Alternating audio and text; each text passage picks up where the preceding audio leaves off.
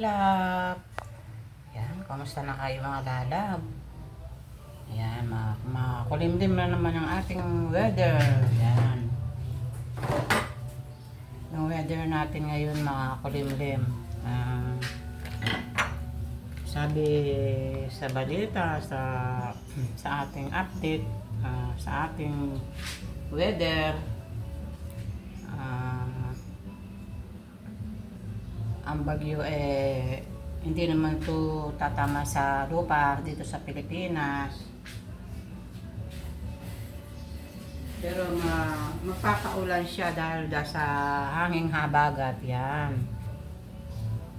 kaya magdasal din tayo mga lalab na alam niyo naman ang salitang habagat nagpapaano yan, kahit na hindi maglalampol yung bagyo. Yung habagat ang gumagawa ng naghahatak ng ulan dito sa ating bansa. Yan. O, kamusta na kayo? Gigising ko nga lang kaninang maya dahil ang aga kong nagising kanina, dahil nga 4 o'clock ako nagising dahil nga Keron pumasok na siya sa school. 5:30 nutid siya ng daddy lolo niya. Yan. For today's video mga lalab, ito mag-iimbento na naman tayo ng tatanghalian nila. Ayan. Kahapon bangus na ang aming ulam, yung sarsyadong bangus. Kaya ito, iba naman yung lulutuin ko ngayon.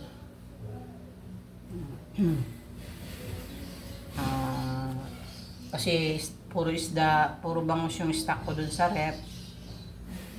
Bukas ko na lang uli iluluto yun mga lalab. Ayan, ito ngayon ang iluluto ko sa kanila sa tanghalian dahil papasok na yung aking mga estudyante. Yan, yung grade 9 ko, ay grade 10 tsaka yung college ko nandito pa, maya daw 11 ang alis nila. Kaya ito, pag-iimbento ko sila ng kanilang mauulam. Yan.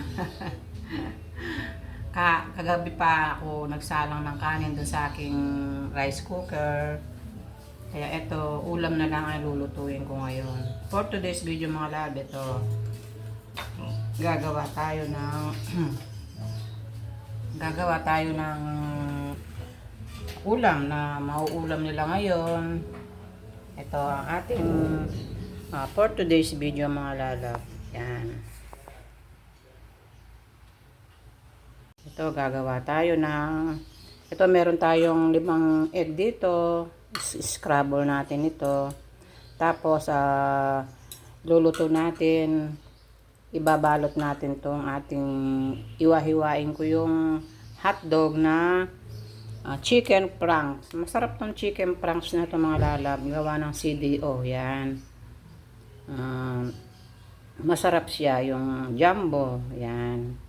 Ito binibili ko mga lalab kasi masarap siya. Kaya ito ang lulutuin ko sa aking mga apo. Tapos ito yung hotdog natin. Pag hiwa-hiwain ko to ng maliliit, tapos ibabalot natin sa 5 itlog. Yan. Mamaya mga lalab, pakita ko sa inyo kung paano gumawa ng hotdog na may meron tawag dito yung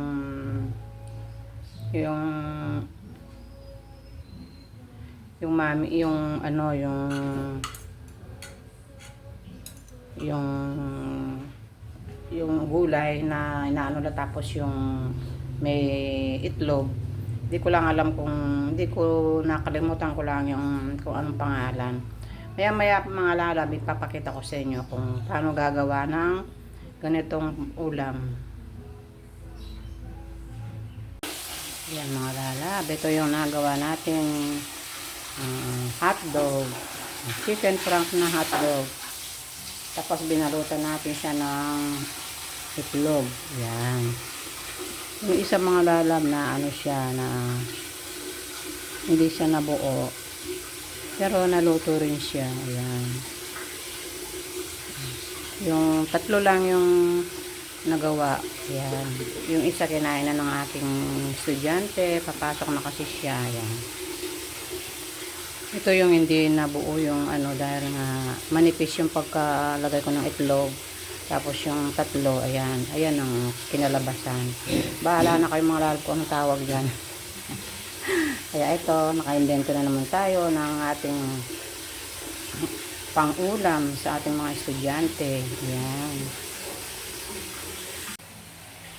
Ayan, yung ating nilutong ulam. Ayan. Lalagyan nila ng ketchup, UFC ketchup. Ayan. Tapos, yung almusal namin kanina ng umaga, ayan, yung ating banana cake. Ayan, gumawa ako ng banana cake, mga lalab. Marami akong ginawa kaya hindi nila naubos. Yan, yan ang pagkain ng aking mga estudyante. Yan, ikukuha ko na sila ng kanin. Yung isa kong estudyante kumain na, si Rona sa school pa. Yan. So kayo mga lalaban, mga niluluto nyo sa mga kids ninyo. Ayan. Gayahin nyo na to, madali lang itong gayahin ito, oh. Maghiwa lang kayo ng hotdog. Para masarap yung hotdog ninyo, yung chicken franks na CDO, yan. Masarap yun mga lalab. Mura lang yun. Tapos lagyan natin ng itlog, ayan. Tapos, ang masarap sausawan dyan yung ketchup, ayan. Madaling lutuin mga lalab para sa ating mga estudyante, o kaya mga pamilya natin, madaling lutuin. Masarap na, healthy pa, masustansya pa, diba?